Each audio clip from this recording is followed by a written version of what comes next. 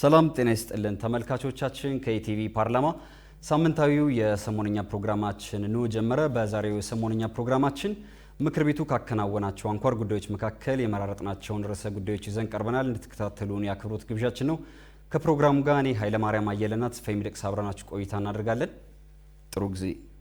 ዛሬው ፕሮግራማችን ከምንመለከታቸው ጉዳዮች መካከል ምክር ቤቱ ሁለት ያህል የብድር ስምምነቶችን አጽድቋል። ይህንን በቅድሚያ እንመለከታለን። የቱሪዝም ሀብቶችን ከመጠበቅና ከማልማት አኳያ ምን ተሰራ ሲል እንግዲህ ምክር ቤቱ ጠይቋል። በተለይም በዚህ ሳምንት እንግዲህ ምክር ቤቱ የቱሪዝም ሚኒስትርን የ9 ወራት እቅድ አፈጻጸም ገምግሟል። ይህንን ጉዳይ በስፋት እንመለከታለን። በተጨማሪም እንግዲህ ኮሚሽኑ የአደጋ ስጋትን ለመቀነስ የቅድመ ማስጠንቀቂያ ስራዎችን በትኩረት ሊሰራ እንደሚገባ ተገልጿል። ይህንንም እንመለከታለን። በመጨረሻም እንግዲህ ስድስተኛው የኢትዮጵያ ፌዴራላዊ ዲሞክራሲያዊ ሪፐብሊክ በ5ኛ ዓመት የሥራ ዘመኑ በ18ኛ መደበኛ ስብሰባው የተለያዩ የብድር ስምምነቶችን አጽድቆ ወደ መጀመሪያው ርዕሰ ጉዳይ እንለፍ።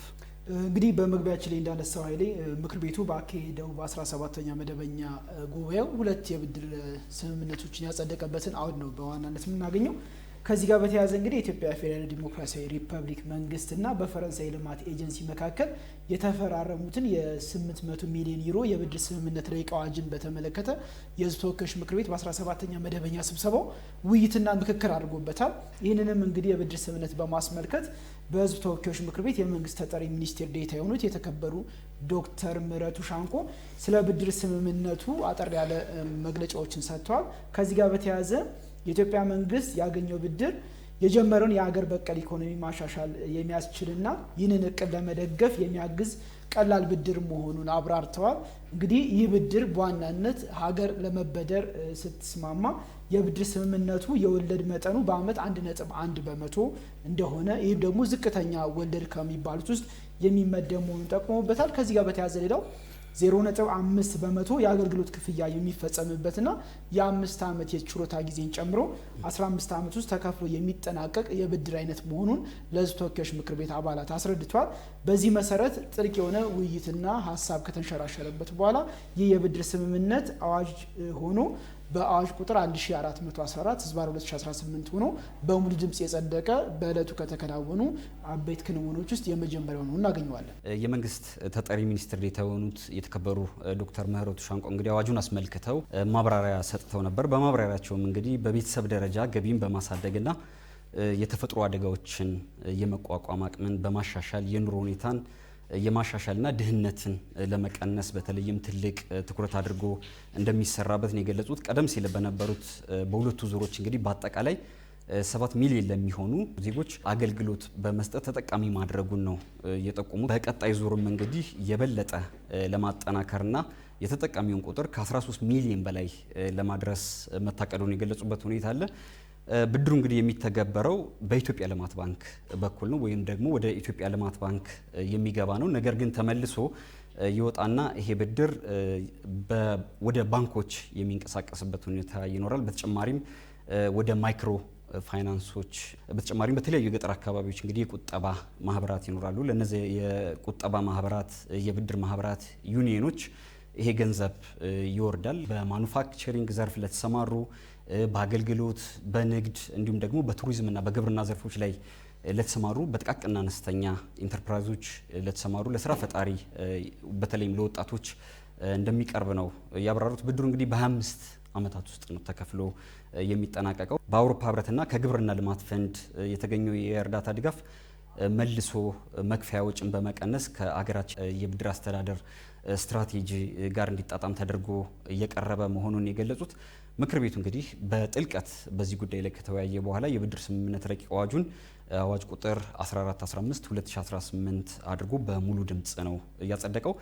ምክር ቤቱ እንግዲህ የቁልፍ መሰረተ ልማቶች የሳይበር ደህንነት ረቂቅ አዋጅንም ለዝርዝር እይታ ለውጭ ግንኙነትና ለሰላም ጉዳዮች ቋሚ ኮሚቴ የመራበት እለት ነው እለቱ። ተስፋዬ እንግዲህ ኃይሌ እንዳነሳቸው በእነዚህ በ17ኛው መደበኛ ጉባኤ ላይ የጸደቁት ሁለቱ የብድር ስምምነቶች በዋናነት ሀገር ከብድር ጋር በተያያዘ ያዘችውን ፖሊሲና ስትራቴጂ ማዕከል በማድረግ ሀገርን ወደ ከፍተኛ የዕዳ ጫና የማይከቱ ቀላል የብድር ስምምነቶች ናቸው።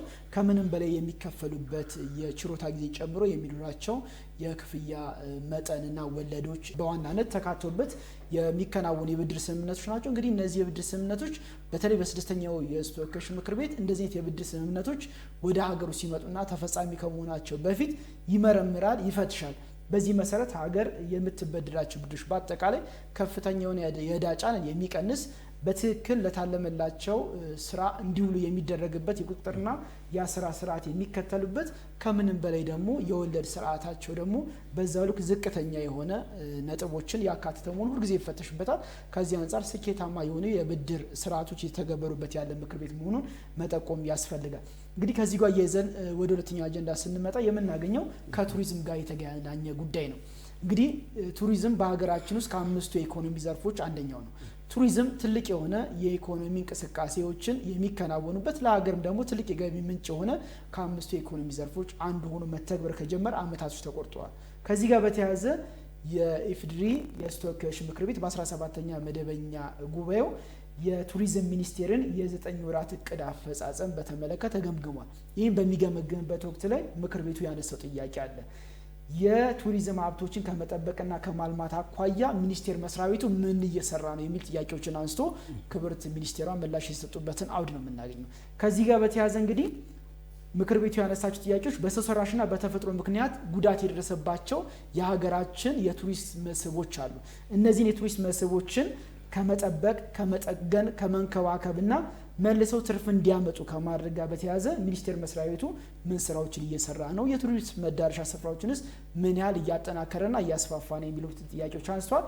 ከዚህ ጋር በተያያዘ እንግዲህ በኢፌዴሪ የሕዝብ ተወካዮች ምክር ቤት ላይ በነበራቸው የምላሽና ማብራሪያ ወቅት ላይ ክብርት ሚኒስቴሯ ሰላማዊት ካሳ ሚኒስቴር መስሪያ ቤታቸው እነዚህን ሀገራዊ ቅርሶች በተፈጥሮ የሚሆኑ ሰው ሰራሽ አደጋዎች የተጎዱትና የተፈጥሮ ቅርሶችና ሰው ሰራሽ ቅርሶችን የሀገሪቱ የታሪክ ቅርሶች እንደመሆናቸው መጠን ከትውልድ ወደ ትውልድ የሚተላለፍበትን ስልትን ይፋዊ በሆነ ስርዓት በመተግበር እነዚህን በጥንቃቄ የማደስ የመንከባከብ ከዛ በመቀጠልና ልፍ ባለማለት ደረጃ ደግሞ መዳረሻ ቦታዎችን በማዘጋጀት ለነዚህ የቅርስ ስራዎች አስፈላጊ እንክብካቤ የተደረገላቸውና ጥገና የተደረገላቸው መሆኑን ጠቁሟል። ይህ በመደረጉ በቱሪዝም ሴክተሩ ላይ ተጨባጭ ለውጦች መምጣታቸውን ጠቁሞበታል። እነዚህ ተጨባጭ ለውጦች እንግዲህ መምጣታቸው በዋናነት በመሰረተ ልማት ተደራሽ በማድረግ በቀላሉ እንዲጎበኙና ገቢን እንዲያመነጩ ሚኒስቴር መስሪያ ቤቱ ከፍተኛ ትኩረት አድርጎ እየሰራ መሆኑን ጠቁሞበታል። ከዚህ ጋር በተያያዘ እንግዲህ አሁንም ልናነሳ የምንችለው ከአምስቱ የኢኮኖሚ ዘርፎች ውስጥ አንዱ እንደመሆኑ መጠን በየአመቱ በሀገራችን ውስጥ ያሉትን የከፍተኛ የሆኑ የቱሪስት መስህቦችን አዋራቸውን የማራገፍ ወደ ሕዝብ ይፋ አድርጎ የማሳየት ቱሪስቶችን የመሳብ ስራዎች ከምንም በላይ ደግሞ እዛ የቱሪስት መዳረሻ ቦታዎች ላይ እነዚህ ቅርሶች ከመጠገንና ከማስዋብ ለእይታ ዝግጁ ከማድረግ ባሻገር ከነሱ ጎን ለጎን ቱሪስቶች የሚቆዩባቸውን የመቆያ ጊዜያቸውን የሚያራዝሙበትን አውዶች የሚፈጠሩባቸው ከሆቴል ጋር የተያዙ ከሌላ ኢንፍራስትራክቸሮች ጋር ወይም ከመሰረተ ልማቶች ጋር የተገናኙ ስራዎች በአጠቃላይ ተጠናክረው የተሰሩበት መሆኑን የጠቆሙበትና ለተከበረው ምክር ቤትን ያስረዱበትን አውድ እናገኛለን በዚህ 17ኛ መደበኛ ጉባኤ። ክብርት ሰላማዊት ካሳ እንግዲህ በርካታ ሀሳቦችን አንስተዋል። በተለይም ከአዳዲስ የቱሪዝም መዳረሻዎችን ከማልማት አንጻር እንግዲህ በሀገሪቱ የተለያዩ አካባቢዎች ከ800 በላይ የሚሆኑ የቱሪዝም መስህቦች መመዝገባቸውን የገለጹበት ሁኔታ አለ። ከ300 ያላነሱት ደግሞ በተመጣጣኝ ወጪ በአጭር ጊዜ ውስጥ መልማት እንዲችሉ ጥናት እየተሰራባቸው መሆኑን ገልጿል። የግል ባለሀብቶች በቱሪዝም ዘርፉ እንዲሳተፉ በትኩረት እየተሰራ ስለመሆኑ የገለጹበት ሁኔታ አለ። በገበታ ለሀገርና በገበታ ለትውልድ የተሰሩ ድንቅ የቱሪዝም መዳረሻዎችን በምሳሌነት ማንሳት ይቻላል። እንግዲህ በተለያዩ ወቅቶችም ሲገለጽ እንደነበረው በተለይም በቱሪዝም ዘርፉ ላይ በአሁኑ ሰዓት መንግስት በራሱ ከፍተኛ ስራዎችን እየሰራ ይገኛል። ነገር ግን ደግሞ የግል ባለሀብቶችን በዚህ ዘርፍ ላይ ማሰማራት ያስፈልጋል። የሚዳሰሱና የማይዳሰሱ ቅርሶችን በዓለም ቅርስነት ለማስመዝገብ እየተሰራ እንደሆነም ያነሱበት ሁኔታ አለ።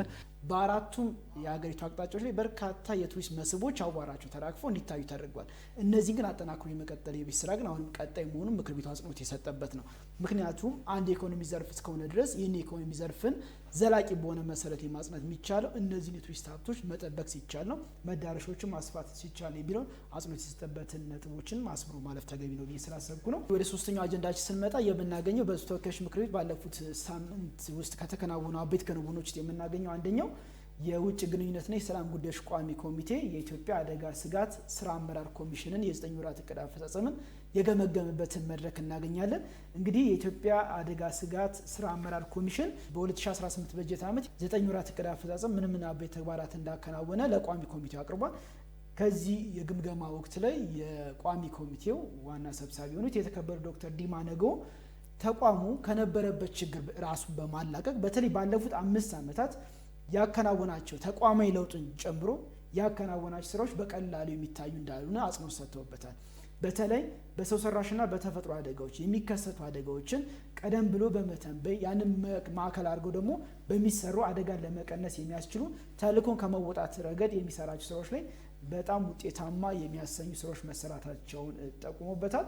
ከዚህ ጋር እያይዘው እንግዲህ ተልዕኮ ላይ በማተኮር ውጤታማ ስራዎችን መስራቱን ባለፉት 9 ወራት ላይ ከተከናወነ የእቅድ አፈጻጸም በተመሳሳይ ደግሞ ከእቅድና ሪፖርት ባለፈ በተከናወኑ የመስክ ምልከታዎች ላይ ይህን ማረጋገጥ መቻሉን የቋሚ ኮሚቴ ሰብሳቢ የጠቆሙበትን አውድ እናገኛለን።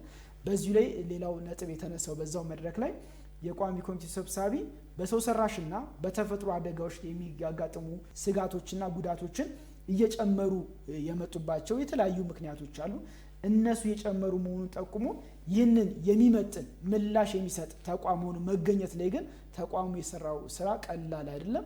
በአሁኑ ወቅት ላይ በርካታ የሚያጋጥሙ ከአደጋ ጋር የተያዙ ከስጋት ጋር የሚሆኑ ፈጣን የሆነ እርዳታ የሚፈልጉ የማህበረሰብ ክፍሎችን ተደራሽ ሆኖ ያንን ችግር ለመፍታት የሚያደርገው ጥረት ተቋማዊ ቅርጹን በማደራጀትና ሪፎርም በማከናወን የሰራቸው ስራዎች በተለይ ባለፉት 5 ዓመታት ላይ የመጡት ውጤቶች በቀላሉ የሚተረጉሙ አይደሉም። ይህንን አጠናክሮ ሊቀጥል ይገባል የሚለውን ሀሳብ ያነሱበትን አውድ እናገኛለን።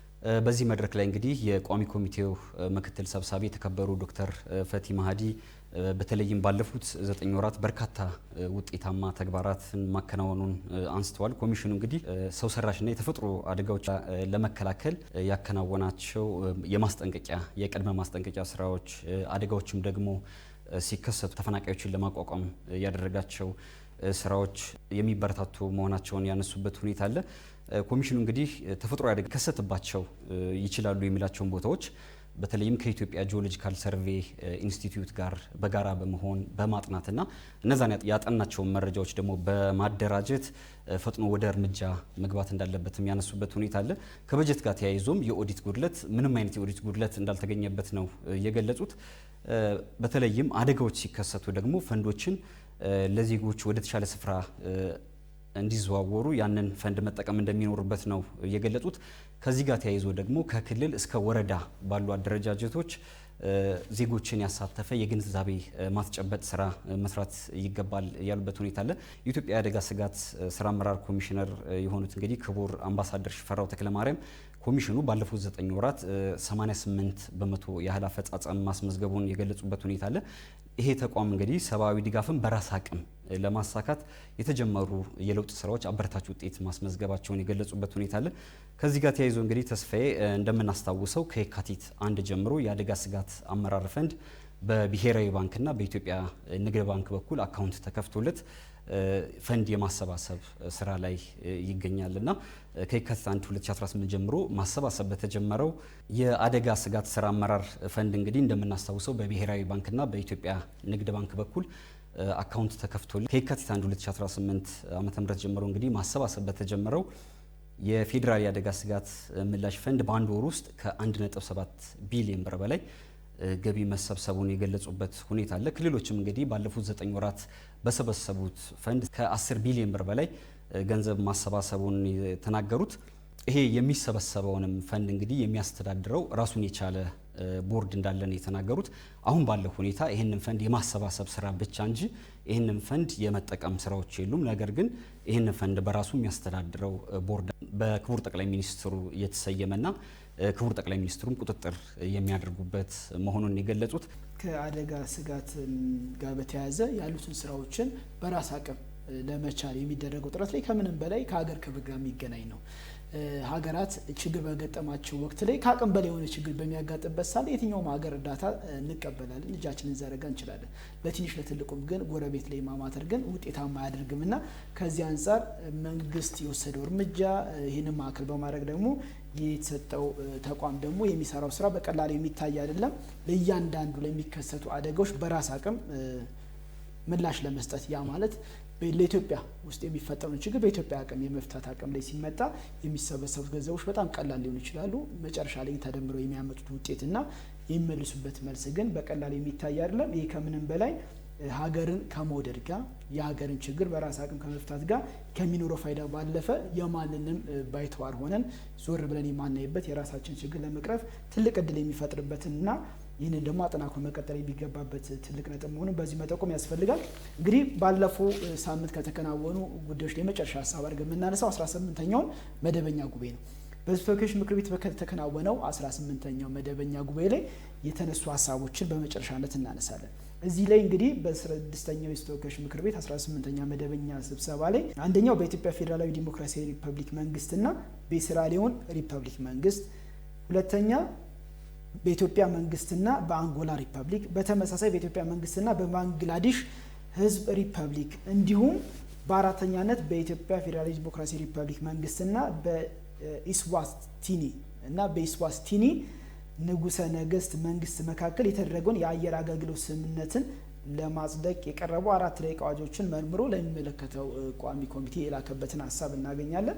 እንግዲህ እነዚህ የአየር አገልግሎት ስምምነቶችን ለማጽደቅ ሁልጊዜ እንደሚደረገው ለሚመለከተው ቋሚ ኮሚቴ ይላካል። ይህን የሚመራው ደግሞ የውጭ ግንኙነትና የሰላም ጉዳዮች ቋሚ ኮሚቴ ነው። የውጭ ግንኙነትና የሰላም ጉዳዮች ቋሚ ኮሚቴ ከነዚህ 4 ሀገራት ጋር ከአየር አገልግሎት ስምምነት ጋር የቀረበውን ረቂቅ አዋጅ በቀጣይ የምክር ቤቱን የህግ አወጣጥ ስርዓትን በተመለከተ ይመረምራል፣ ይፈትሻል። ሁልጊዜም እንደምንለው ይፋዊ የሆነ የህዝብ መድረኮችና የሚመለከታቸውን ባለድርሻ አካላትን ታሳቢ ያደረገ አውዶችን ይፈጥራል። በዛ አውድ ላይ ሁሉም ህብረተሰብ ተሳታፊ የሚሆንበት፣ ሁሉም ተቋማት ተሳታፊ የሚሆኑበትና የኢትዮጵያን ጥቅም እና ሉዓላዊነት የሚያስተገብሩ ህጎች ይወጡበታል። ይህንን ደግሞ ለመሳተፍ የሚያስችሉ ስርዓቶች በሚደረጉበት ስርዓት ላይ ደግሞ በቴሌቪዥን ቻናላችን እና በተመሳይ ደግሞ በተለያዩ የመረጃ ማሰራጫ የሶሻል ሚዲያ አድሬሶቻችን ወይንም መረጃ ማድረሻ ሀሳቦቻችን ወደ እናንተ በምናደርስበት ሰዓት በዚሁ ክቡራን ተመልካቾቻችን ተሳታፊ የሚሆኑበትን አውድ ለመጠቆም ያልነው። እንግዲህ በዚህ 18ኛ መደበኛ ጉባኤ ላይ ከነዚህ 4 ሀገራት ጋር የአየር አገልግሎት ስምምነትን ከማከናወን በተጨማሪ ሌላው የኢትዮጵያ ፌዴራላዊ ዲሞክራሲያዊ ሪፐብሊክ መንግስትና የሩሲያ መንግስት መካከል የባዮሎጂ ምርምር ማዕከል ለማቋቋም የተፈረመውን ስምምነት ለማጽደቅ የቀረበ ረቂቅ አዋጅ አለ። ይህን ረቂቅ አዋጅ ደግሞ በተመለከተ የሚመለከተው ቋሚ ኮሚቴ ምርመራ አድርጎ ለምክር ቤቱ እንዲያቀርብ ለሚመለከተው ቋሚ ኮሚቴ የተመራበትን ሀሳብ እናገኛለን። እንግዲህ በእናት ሀገር ኢትዮጵያና በአባት ሀገር ሩሲያ መካከል የባዮሎጂ ምርምር ማዕከልን ለማቋቋም የተፈራረሙትን ይህንን ስምምነት ለማጽደቅ የቀረበውን ረቂቅ አዋጅ ደግሞ የሚመለከተው ቋሚ ኮሚቴ መርምሮ ለሕዝብ ተወካዮች ምክር ቤት ለሙላው አባል ያቀርባል ማለት ነው። ይህ እንግዲህ በዋናነት ከምናገኘው በ18ኛው መደበኛ ጉባኤ ላይ ከተከናወኑ አበይት ክንውኖች ቀዳሚ ነው። በ18ኛ መደበኛ ስብሰባው እንግዲህ በተጨማሪነት ምክር ቤቱ በኢፌዴሪ መንግስትና በቪየትናም ሶሻሊስት ሪፐብሊክ መንግስት መካከል የዲፕሎማቲክና ወይም ደግሞ ኦፊሻል የአገልግሎት ፓስፖርት ለያዙ ሰዎች ቪዛን ለማስቀረት የተፈረመውን ስምምነት ለማጽደቅ የቀረበ ረቂቅ አዋጅ መርምሮ እንግዲህ ለሚመለከተው ቋሚ ኮሚቴ መርቷል።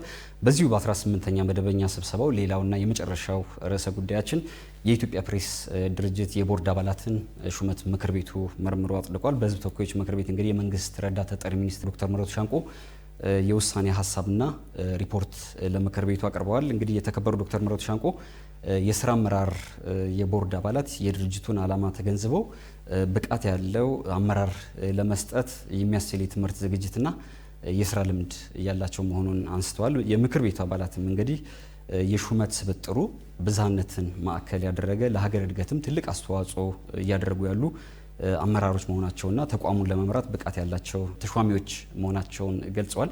ምክር ቤቱ እንግዲህ በአንድ ድምፀ ተአቅቦና በአብላጫ ድምፅ ውሳኔ ቁጥር 10/2018 አድርጎ ሹመቱን አጽድቋል። ተመልካቾች ለዛሬ ያዘጋጀነው የሰሞንኛ ፕሮግራም ይህንን ይመስል ነበር። ስለተከታተላችሁን ከልብ እናመሰግናለን። ከቀሪ የቲቪ ፓርላማ ስርጭቶች ጋር ጥሩ ጊዜ እንዲሆንላችሁ እንመኛለን። ጥሩ ጊዜ